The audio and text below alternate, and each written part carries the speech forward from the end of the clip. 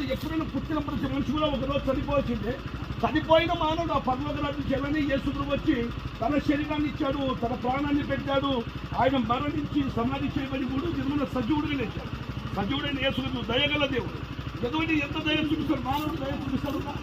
మానవుడు దయ చూపించినా వాడు ఎమ్మెల్యే తన విషయాన్ని కట్టుతాడు. నేను ఇది చేసినాను, అది చేసినాను, నీకు ఇంత చేసినా అంత చేసినా ఎత్తిపోతులేస్తాను. కానీ ప్రభు, నీవు ఎంత ఘోర పాత్రమైనా నీ కొరకు నేను ప్రాణం పెడతాను, నీ కొరకు నేను మరణించి సమాధి చేయబడి తిరిగి లేచాను. యేసు ప్రభు నన్ను విద్యవాన్ని పొందు, నీ కొరకు నీ కుటుంబం కొరకు ప్రార్థన చేస్తావు. ఓకే, దేవుని స్తోత్రం.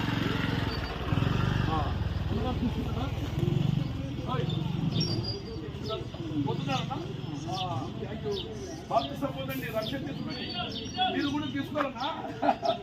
కానీ నువ్వు పోయినందున్నావు, నీకు రక్షణ కావాలి. నీకు ఎంతైతే బెల్ట్ బండికి అవసరమో నీకు రక్షణ ఉండాలి. మంచి మంచి మేధావులు కూడా ఆచరిస్తాను, బైక్ పడతారు. కానీ దీనికి లైసెన్స్ ఎంత అవసరమో బండికి కావాల్సింది.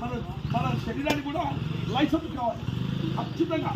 అందుకే యేసు ప్రభు లైసెన్స్ సూపర్గా ఇచ్చారు. ఆయన ప్రభువా, పాపినైనా నన్ను క్షమించు, నా పాపాలను క్షమించంటే నమ్మి బాప్తిసం పొందిన వాడు రక్షింపబడి, నమ్మని వాడికి శిక్షించబడి. అక్కడ నమ్మకుని ఎప్పుడైనా అర్ధరాత్రి ప్రభు పిలిస్తే ఒకేసారి వస్తున్నా, డైలీ వస్తున్నా వస్తున్నా వస్తున్నా, రా నా కుమార్తె, రా నా కుమార్తెని ఆహ్వానిస్తున్నాను. మరి నీవు ఇక్కడ ఇవ్వబడతావు ఏంటి? అప్పుడు అమ్మో నా శ్రీమతి ఇది పొందుంది, నా పరిస్థితి ఏంటి, రొమ్ము కొట్టుకున్నా రాదు, అప్పుడు ఏమి నోరు కొట్టుకున్నా రాదు. కానీ నేడనే సమయం ఉండగానే, దీపం ఉండగానే ఇల్లు ఎలా చక్కబెట్టుకుంటూ ప్రాణం ఉన్న ప్రభు నేను పాపిని క్షమించేంతవరకు నేను లోకంలో ఉన్నాను. ఇప్పుడైతే నా శరీరం మార్చుకుంటున్నాను, నా క్రియలు మారుతున్నాను, క్షమించు. నీకు ఎవరేం చెప్పాల్సిన అవసరం లేదు. తల్లి గర్భంలో పుట్టుకుంటే చిన్న బిడ్డ తాకుంటూ వచ్చారా? అద్దెలో నేర్చుకున్నాను. దుష్ట సాంగత్యం మంచిది అనివడించారు, అంతే కదా బ్రదర్? దుష్ట సాంగత్యం మంచిది అనివడించారు. అది దుష్టుని ఆలోచనలు పక్కన పెట్టి ప్రభు ఆలోచనలు పెట్టుకుంటే నువ్వు ఎక్కడ పోయినా ధన్యుడివే. ఒకవేళ ఈ లోకంలో ఉన్నంత వరకు నువ్వు బ్లెస్సింగ్, ఆశీర్వాదం. ఒకవేళ చనిపోతే పరలోక రాజ్యం, అది గొప్ప ఆశీర్వాదం.